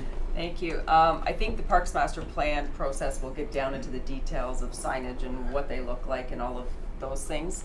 I do support putting some money in the 2020 budget to start cleaning these paths up. But I think we need to recognize that with winter coming, our park staff are tapped out as it is. So I think it would, to expect the homeowners to have things gone by May might be a little bit early, because it is the winter months coming and things. So I support giving them a bit of time to get things moved, and maybe it's the end of next summer, because again, I don't know how much our staff are going to be able to get done either, but at least get the process started to have things moved out of the area. But May might be a little tight. So, thank you. Ditto. I think signage and maintenance is very important. If we take back control, we need to manage it very well, and support the idea for money in the budget for 2020, because we keep assigning tasks to our parks and our gardeners and they're severely short-staffed already, so we need to recognize that we can keep pushing work their way, but we also have to give them the ability to get that work done. So, and the motion actually has October 1st, 2020, so I'm not sure where the May date came from, but the motion that I'm looking at has removal by next October, so I think that's giving it. Yeah, thank you, Chair. I followed up, and for members of the public, I followed up with the Director of Public Works just to make sure an encroachment agreement was nothing more than an acknowledgement that an encroachment existed, and that if there was at any point in time a reason why the municipality had to act on the encroachment, they had that right. So they've never given up the right of ownership or the right to utilize that land at some time. I've inspected these thoroughpaths in person. I can tell you that the access points in question are some of the wider ones of the 62 or 72 that we have across the town. And in some cases, there's a linear fence within the encroachment that's quite long. I don't know how it occurred. They look like they're 20 or 25 years in existence, and to create, to force the landowner to move a fence or to have an extra foot, it has no benefit other than to say we've moved the fence to our ownership. If we had a piece of equipment, or we were building a road, or we were doing something that absolutely required it, I would support that 100%, and I support that encroachment doesn't happen going forward. But I support an encroachment agreement for these people. Sometimes it's not even the original owner anymore. Someone dropped the ball in allowing this to happen at the first time, and these aren't 3 months or 6 months encroachments. They've been there 25, 30 years, and I don't see a huge benefit in forcing a landowner to replace a fence or do this for the sake of 2 feet. These are wide access points. There is absolutely no problem for residents to get to the beach. So I will be supporting the encroachment agreement. Mark? Thank you, Mr. Chair. Listening around the table, I'm in support of taking back land that the town owns. I think it's important that if we do something like that, we are stating to our residents that we're providing proper access to facilities, and we're going to maintain that. And that's why I think, again, we should be putting something in the budget so that we follow through with that. I don't think it's unreasonable in here saying October 20th. We're just giving that individual notice that this is what we're moving forward with. Okay, Sylvia, go ahead. Just a question, I'm not sure who to direct it to. But you don't need a building permit to build a fence, do you? So whoever built this fence didn't do their due diligence and check the location before they built it on town property. Yeah. So further to Councillor Belanger saying, you know, it's unfair to ask them to remove it. I know it was probably unfair that it got built on town land in the first place. So I don't think just because somebody takes squatters' rights that we should grant them to them. I was just going to add just a comment. Okay, David? No, I thought we were just wrapping up there. I apologize for interrupting. Okay. I'm just going to comment on the timing that's being suggested, because the motion, I would say the consensus is that we're looking at option 2, does not approve the application. I think then the other question becomes the date of October 2020 that's in the motion.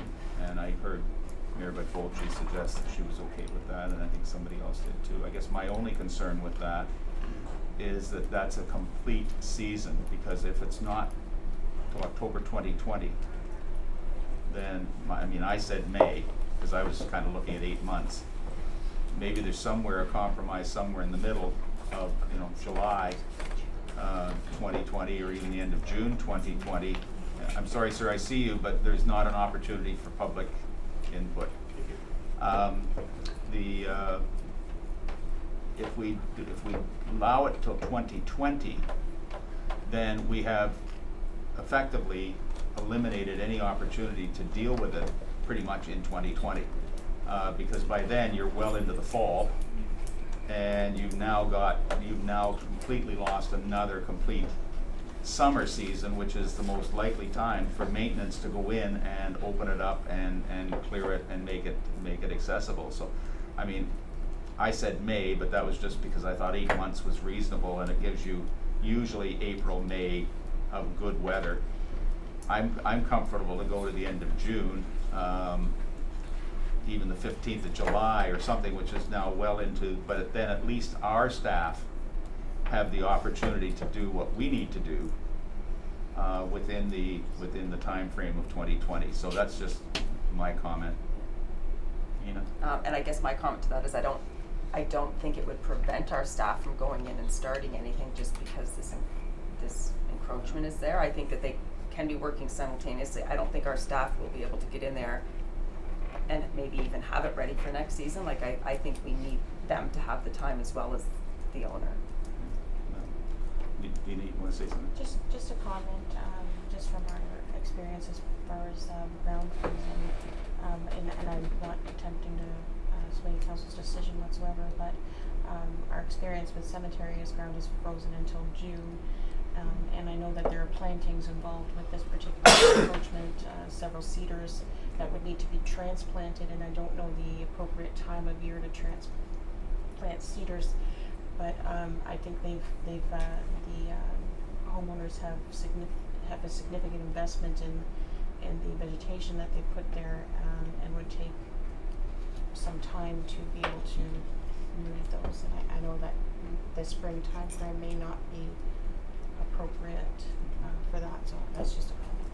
So am I seeing a comfort level then with October 2020? Is that, can I just sort of see a nod or show of hands if you're comfortable with 2020 October? George, did you want to comment or just? Okay, so we'll leave the motion as it is. Then I think there's a consensus that it would be by October 1st of 2020. So I'll read the motion. It was moved by David and seconded by George. Are you okay with keeping your name attached to option B? Yes. Okay, George? Yes, okay. So it's moved by Councillor Foster, seconded by Councillor Watson. The General Government Committee recommend to Council that it does not approve the application to enter into an encroachment agreement with the owners of 1128 River Road East, and that the owners remove the fence and vegetation encroaching on town property by October 1st, 2020. All in favor? Opposed? One opposed. Councillor Belanger is opposed. Okay. The next item is the same item basically for 1070 River Road East. It is the identical issue, identical item, so I don't know if there's discussion. The two options are identical. Is there a need for any further discussion, or is council of the same mind? Let me just see, starting to kind of a nod or to show of the same mind for the second item as well. Okay. Can I proceed then with just reading it as it is presented? Okay. So it is moved by, for this is 6.7.2, it is moved by Councillor Foster, seconded by Deputy Mayor Bray, that the General Government Committee recommend to Council that it does not approve the application to enter into an encroachment agreement with the owner of 1070 River Road East, and that the owners remove the portion of fence and bocce ball court encroaching on town property by October the 1st, 2020. Okay. All in favor? Opposed? Councillor Belanger opposed. The motion is carried. That concludes the public portion of our agenda. We have closed session. Do I have a motion to move closed session, Madam Clerk? Oh, it's right here. Read that. Okay. Thank you. It is moved by Deputy Mayor Bray, seconded by Councillor Kinney. Resolved that pursuant to Section 239, Sub 2, Sub C, and Sub F of the Municipal Act 2001 as amended, the next portion of the Coordinated Committee meeting of September 12, 2019 be closed to the public to discuss a proposed or pending acquisition or disposition of land by the municipality or local board, and advice that is subject to solicitor-client privilege, including communications necessary for that purpose. All in favor? Unanimous? No opposed? Okay. Ladies and gentlemen, we are in private session, and thank you very much.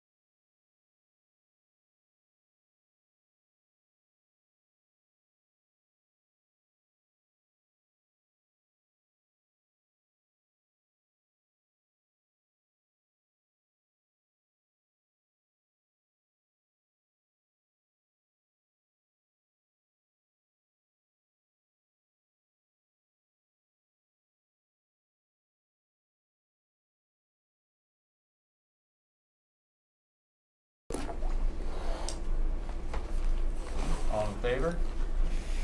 And it is unanimous, there's no objections. And David, this next motion is where you had declared, I should note that Councillor Foster had declared a conflict of interest with respect to this next item, the item number 2 of the closed session, and has moved back from the table. So, again, I will need a seconder and a mover. Resolved that the General Government Services section of Coordinated Committee confirms the direction provided to the CAO in closed session. Mover, Sylvia. Seconder, Mark. All in favor? Any opposed? One opposed. Councillor Boulanger opposed.